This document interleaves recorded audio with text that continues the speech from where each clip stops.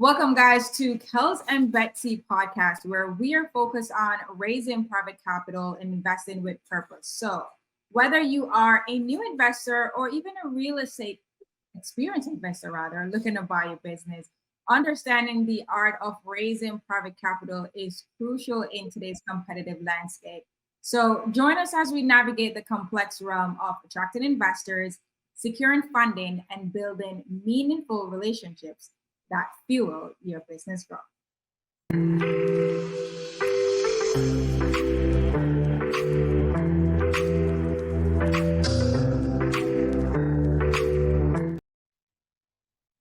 All right, welcome guys to our show. I'm your host, Kalisha, and I have my co-host today, Betzy. What's going on?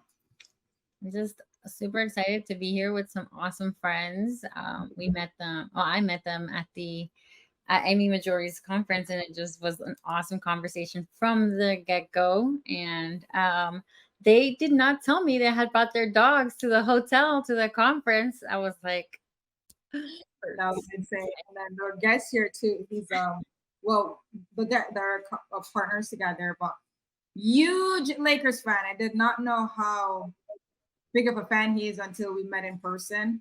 But they have a ton of things to share with us today. But before we even dive into it, let's you guys, everything that we talk about is from our experience. So please note the following information is for educational purposes only. Please do your own due diligence. We do not provide financial, legal, or professional advice. Every case is different. Don't go out there and be like, Bessie Kalisha told me this. No. Mm-mm. So always get some advice, guys. We believe in the power of partnerships. We believe in the power of leveraging each other's strengths and knowledge. So please go out there and make informed mistakes. Yes. And so let's a little bit backstory. Our guest today, the company name is MWGM Properties. And the founders are Michael and Grace, and they're focused on buying, selling, renting residential real estate across the country. And the great, fantastic thing about it, they are doing a lot of out-of-state investing. So, I know a lot of persons you might have questions about how they got started. How are they even doing this? So, we're gonna let them. It's like everywhere we talk about it, where they acquired a new property, it's a different state. I'm just like, how are you guys doing that? So I'm very excited to talk to them about that. So let's bring them on so they can share their story. Guys, welcome Michael and Grace to our show. Welcome, guys. Hey, guys. Hey. Thanks for coming and spending time with us today. Yeah. Just happened like 4 months ago. Like, shout out to the Brandon. Like, you guys came fully prepared, representing MWGM Properties. Man, look at those shirts. I love those. I'm wearing one too. We're just missing our other two business partners. Yeah. Our dogs. Imagine how cute that would be too. They have their own branding. You could have them on the back of the shirts next time with the little double-digit returns with us. Yeah. The puppies. You can also think about like Mochi and Wobbles buys houses. Yeah, we're thinking like our dog made houses too. So, that should be like a little slogan. That is genius. That is like, you guys should do that. That's gonna get so much people talking just to see. People love their animal. They love their dog. Mm-hmm. He wants a construction company to call Wobbly Construction. Right. For our dog. I was like, I don't know how. Or Wobbly Foundation, something like that. That would be hilarious, though. That's a good marketing name. Yeah. That's a pretty good. Like, how did that work? How did that come about? And you'd be like, it's our well. Not that we do Wobbly Foundation. No. But I mean, we know what you guys are doing, but it's always good to share. Who's Michael and Grace? How did you guys get into real estate investing? What were you doing before, and how did you make that switch? So we started off by, as many people do, is watch HGTV.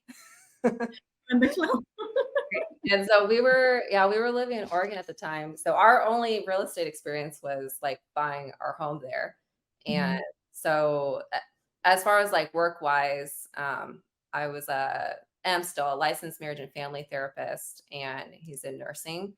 And so we started just kind of thinking about, oh, well, we can do that. Like, people buying distressed properties and, putting some nice wallpaper and paint and making it look pretty and then selling for profit, right? Just simple math. And Yeah, and that then was April of 2021 mhm. that we got started.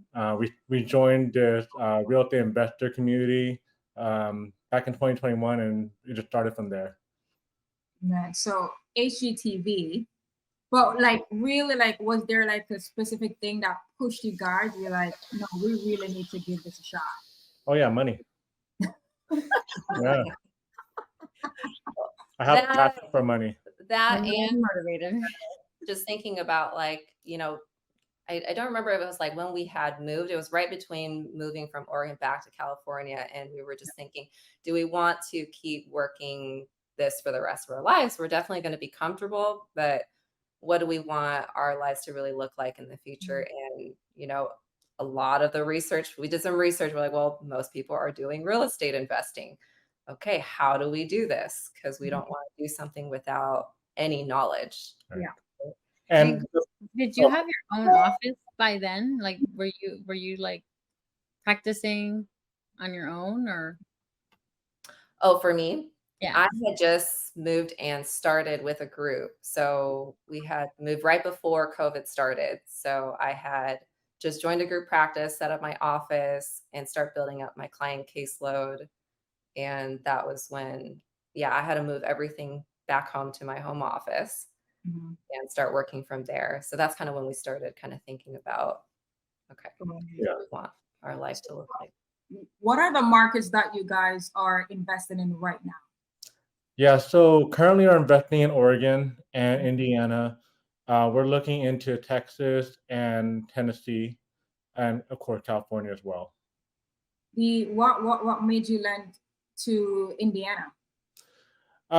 So Indiana, when we were looking at when we kind of felt like we were hit a plateau, we weren't getting as many deals as we wanted to. We Mhm. started looking into a different states, and we started looking into rentals because when we first started investing, we only thought about flips. We didn't think about like owning rental because we just want money right away.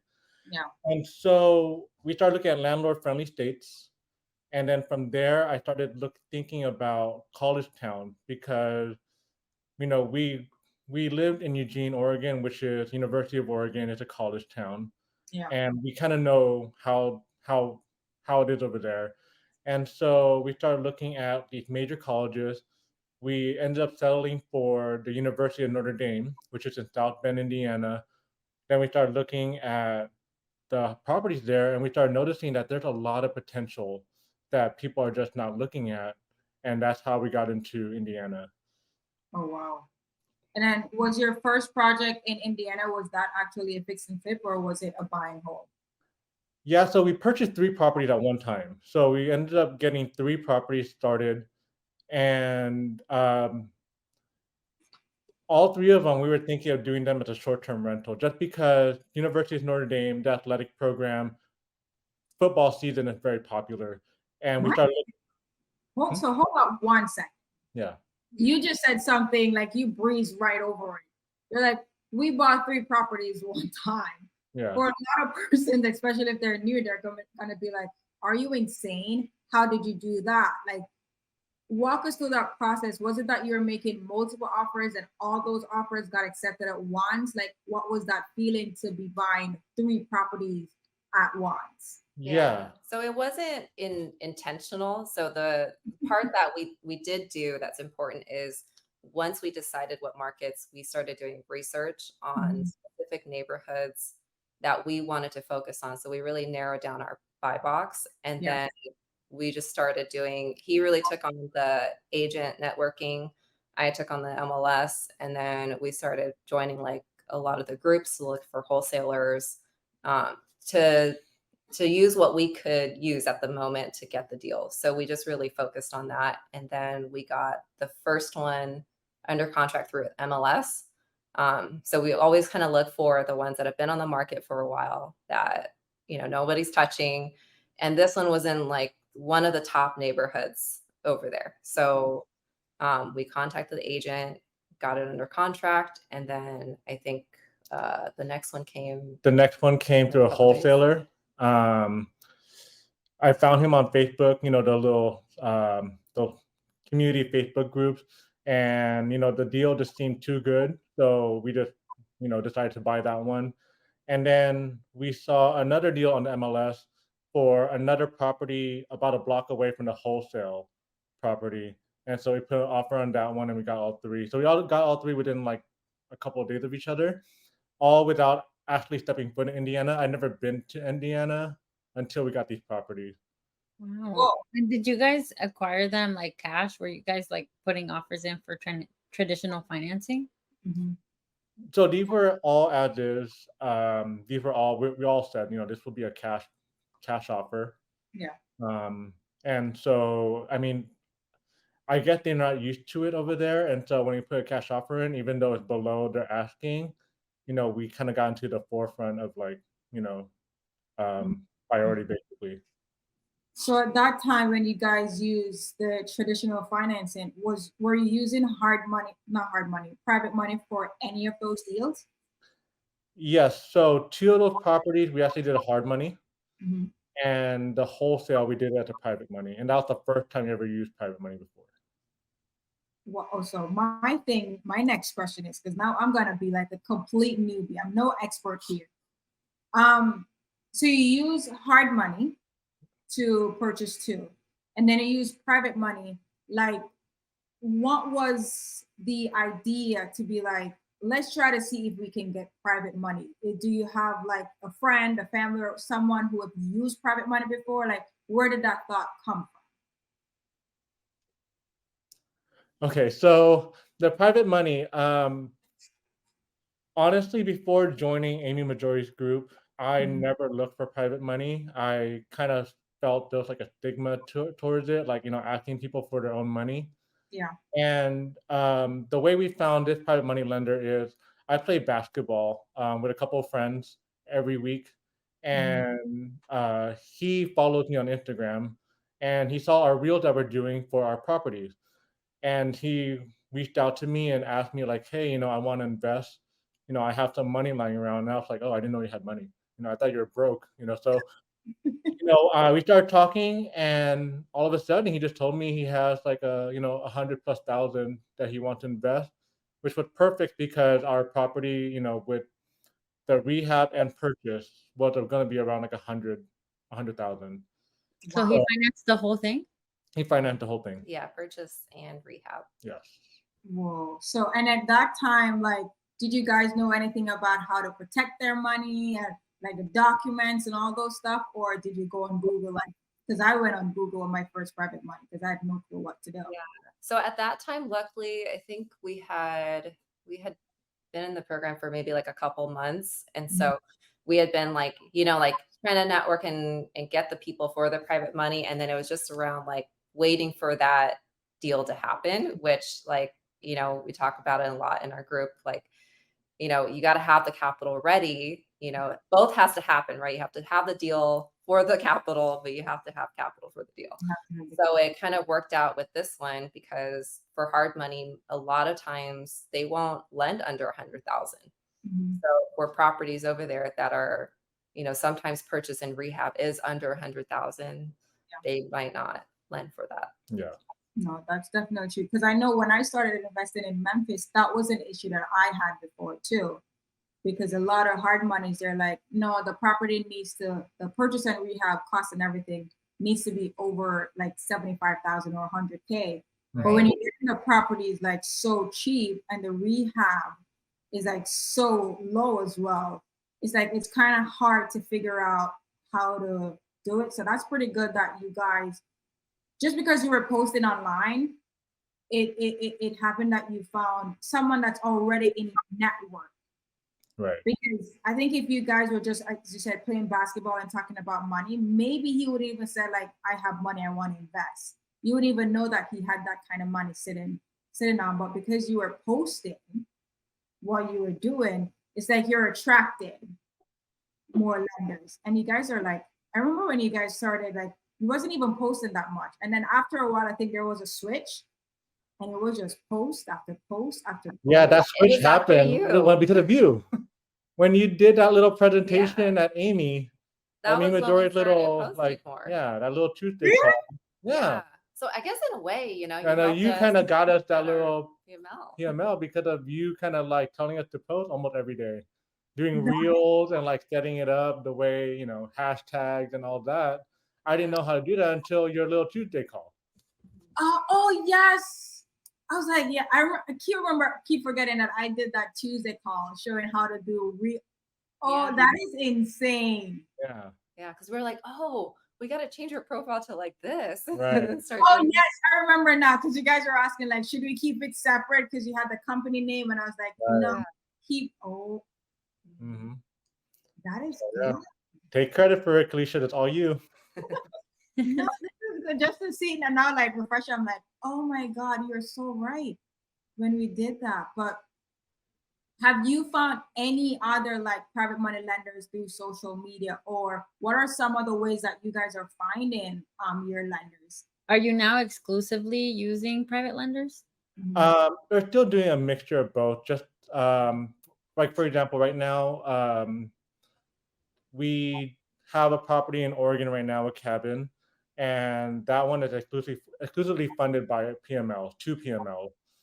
And but we're still keeping the hard money lenders, in our network because they're in California. If we do get a property, these are like 800, $900,000 properties, and I don't know anybody that has like 800,000 lying around. Yeah. So we're keeping our hard money lenders. We're still keeping them in our network. That makes sense.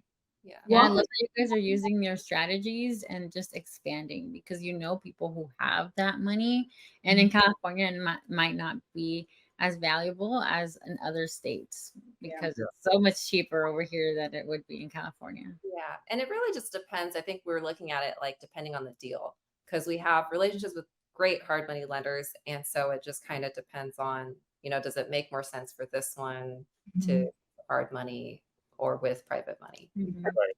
And And for earlier, Grace is like she is the one that connects with the hard money lenders. Like for our two properties that were funded by hard money lenders in Indiana, she got a hard money lender in California who never loaned in Indiana to get in there. Yeah. Like so that's all Grace. So when it comes to hard money lender, that's Grace. When it comes to PML, that could be me. So if you guys can go in as detailed as possible, you said that the cabin in Oregon, you have two private money lenders. Could you tell us like how did you pitch the deal? If there was any like what do you call it? Like drawback, not drawback, but like they're saying like a little iffy about the deal and how did you structure it? How did you ensure their money was protected? Was there like anything that kind of prevented you guys, try to stop you guys from getting those PMLs? Yeah, so for that one, we had built up a relationship with one of them, and so they were kind of ready to go, waiting for a deal. And then, so when we got the property under contract, we typically will do like a little blurb sheet Yeah. and send it out to anybody that we think might be interested. So we put the details of it, what long the terms are, and then we just kind of blasted out to different groups. And then this one, the other private money lender reached out to us through one of our investing groups that we were in. And they were kind of new and wanted to learn the process. But they were also, I think we got really lucky. They were like, all our private money lenders have been like ready to go. And they're just wanting to actually learn about the process, like being a private money lender, but also wanting to be investors. So it was kind of an ideal situation where we can walk them through. And then, their questions were pretty standard of how is it protected? What lien position do I go in? How does that work? So we were able to kind of walk them through those steps. And then also they were taking their money out of a retirement account. And so we kind of, recommended that they seek their professional, tax people their bank person, make sure, because we were like, we don't know, because they also had like a special type of account. So it's really important to know like what your limitations are and the people that you can refer your private money lenders to, because that really made them feel comfortable knowing that we wanted to make sure they were fully informed and understood the process. Yeah. And I think sometimes whenever, especially you want the funding for that deal, there's always a thin line where you have this person who's completely new, but you need the money ASAP. So it's always trying to find like a balance. Do I have the patience to explain the process and be okay that if they decide to pass on this deal, but still provide value to that person, because in the future, they can lend you on another deal as well. So a lot of persons don't even have that patience because they just want to close and get that deal funded and say bye-bye. So I kind of like that you guys mentioned that you still explain the process, and at the end, they lend on that deal. So that's pretty good. Whoa. Yeah, and so ultimately for this cabin, we had three private money lenders. Mhm. The one that took the money out of the retirement account, they lended. So ultimately, we need about $300,000 for this Yeah. cabin. So the PML lended 225. They got first lien. The second one lended 50, and then the third one lended 30K. So that's And they how we were got. fine with just like a promissory note. They didn't need to be reported. Yeah. Whoa. So first, second, and third lien, right? You put First, second, and then the other one was just a promissory note. Yeah. Sure. And then they were rolled over from a previous. So they were like, I just want to keep my money Yeah. going. oh, Those are words an investor want to hear. Just roll it over into something else. Right. Yeah. And a good thing you guys have that deal flow. So that's been pretty good as well. My next question is, how are you, because you mentioned that you guys are doing agent outreach. So it seems like you guys have the deal flow under control. How are you managing the relationships that you have with these existing private money lenders, especially if they haven't even funded a deal as yet, but they're interested in lending with you? Yeah. So every 2 weeks or every 3 weeks, I send out like a newsletter just giving them updates of the progress of the property that they lended on, just so they know, we want to keep them in the loop, Yeah. right? I mean, there are some lenders who don't really care what's going on as long as they know they're going to get their money back. But there are some lenders who, like, for example, like this one, the one that lended us 225, she was really interested in the cabin itself, just the whole process. So, I kind of want to keep them up to date in regard to like, what's happening, the timeline. And so, I just want to make sure that everyone feels like they're not being forgotten about, Yeah. right? And so newsletters, sometimes we text them just to say hi and just things like that. Just making, touch it every now and then. Do you have a special CRM that you're keeping track, like a database with all your lenders, or everything's manual? Everything is manual for me. I mean, I'm not to the point where I need a CRM to, keep in contact. Yeah. Once I know eventually I'm going to need to when I get more, but at this very moment, everything's manual. Manual. I think that's how a lot of persons start. But for some, they're like, oh my God, I need a special CRM. No, you do not. Right. Yeah. We use Google spreadsheet. Yeah. Canva to do like, all night posters. That's it. BCC everyone on an email or see whatever it is. Exactly. Email Honestly, blast. there's so many notes in our iPhone. It's like, note here. Yeah.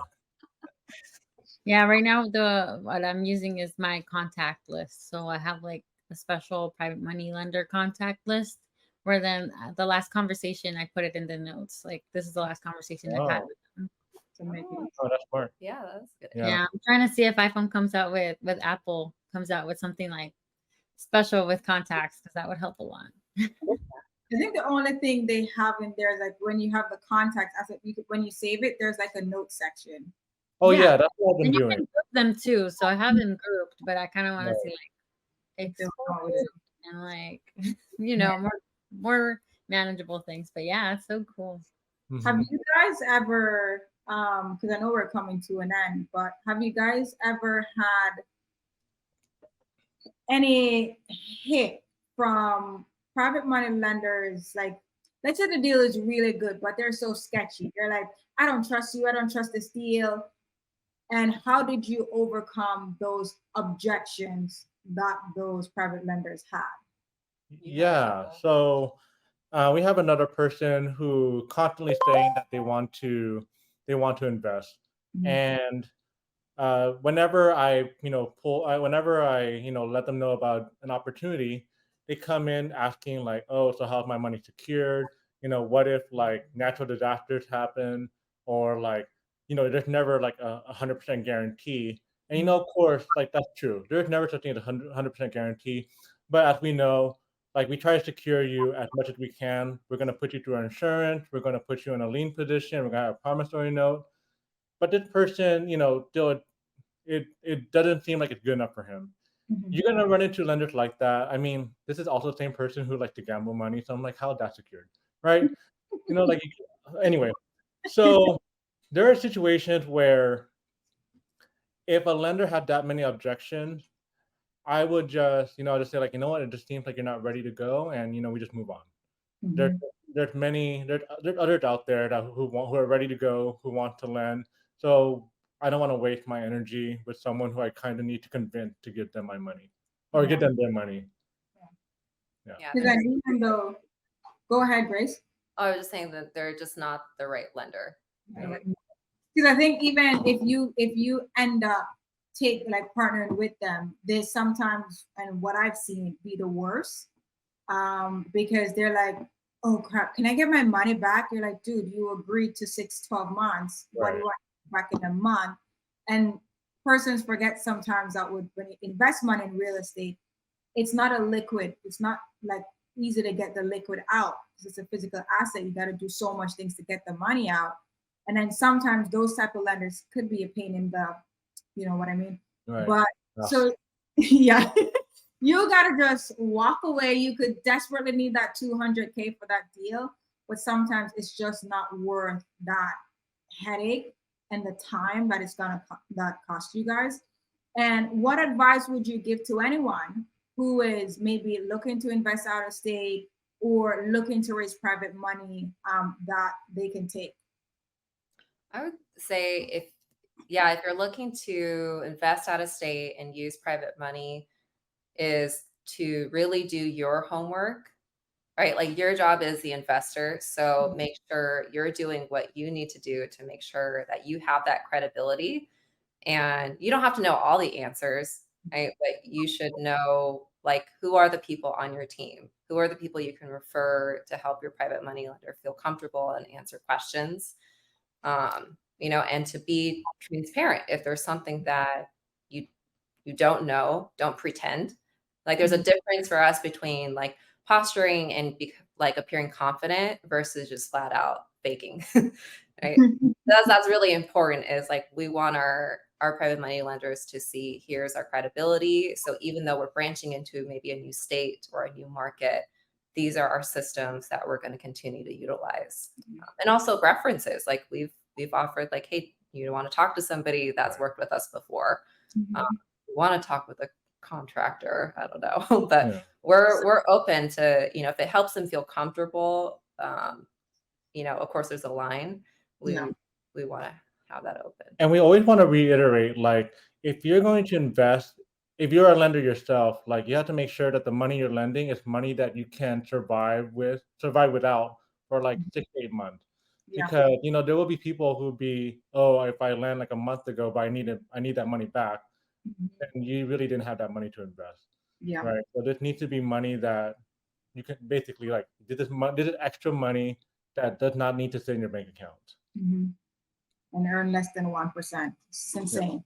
It's so insane. Because I see like persons who know that they're like, oh, my money's sitting in the bank and earning interest. Yeah, dude, less than 1%. And you're arguing about making 12%, like or 10%. Like it's way better than the less than 1% that you're getting. But I love how you guys really touch on because we really wanted to show persons how yes, you can invest out of state and use private money. And also the fact that even Grace is the one making the connection with hard money lenders, maintain all of that while still having a W-2. So it just goes to show that it is possible with what you guys are doing. So you guys should give yourself a pat on the shoulder. Oh, Oh. Yeah. Sometimes I know this is a little sidetrack too. But as investors, a lot of times, like we want to get to a place, we want to raise private money, we want to get that deal, and then we get the deal like so quickly, like so many of them at once, and we get the money, and we're like, don't even realize that. Holy crap! A couple months ago, I thought I couldn't raise 50,000. Now I just raised $500,000. yeah. You know, like imagine like someone trusts you guys to lend you what's that 225 plus 50 plus 30 on a deal. Right. Yeah. Yeah, like I said, like it happened because of Amy Majori, right? Before joining her, I've never thought about raising private money. I never asked anyone for private money. I just thought whenever we buy a property, we're going to use hard money lenders. And so she did change our mindset, and from there, it's more of just reaching out to the people we know. Yeah. And eventually, they're going to reach out to the people they know, and then they're going to come back to us. So, yeah, honestly, within the last year, a lot of our mentality has changed and how we approach properties now. Yeah. And the people in that network, I think the biggest thing, like sometimes people get into investing is I got to do this myself, right? And like figure out my own resources. But like the way of like using private money, and in a way it's like, how do we all help each other, right? Because private money lender gets to make money and we get to work on deals and make money, and then right, everyone around gets a win. So if we're all trying to do it ourselves, we're all losing together. Yeah. That's so true. That's so true. But no, guys, thank you so much for being on our show. This was like so much value for us, and for I'm learning something new. As much as sometimes I've heard it before, you guys have said some things that kind of like gave clarity or fuel another idea that's in my head. Like you may not see it on my face, but there's like a bulb that says ding ding in my head. It's right there on the left side of you, right there. Yes. But thank you guys for being on our show. Guys, if you are watching this episode or listening after, like feel free to leave us a comment. If you're listening to it on Spotify, Apple Podcasts as well, leave a review. Let us know what you think. Grace and Michael handle will be in the description, so you guys can follow them on Instagram. Reach out to them if you guys have any questions. And or handles, Kalisha and Betzy, our hands on the screen. Let's get in touch. Betzy, you want to take us out? I also wanted to say thank you for being here with us, and just reminding us to be brave and to do things that might be scary. And investing out of state is no easy task, especially when you're forming those new relationships with new people. And sometimes you have to fly out and look at the properties and just put out fires, some literal. But yeah, like you guys are really an inspiration, and I'm very thankful you guys chose to come on here with us. Of course. Like I said, this should have happened 4 months ago, but things happened, and schedules. now it's August. We appreciate. Thank you so Yeah, much. thank you for inviting us. Of course. So whether you're looking to raise capital for real estate or to start a new business or expand a new business, we hope that this episode gave you some insights, tips, and strategies so that you too can invest. So you too can raise capital and invest with purpose. Bye, guys. Bye. Thank you.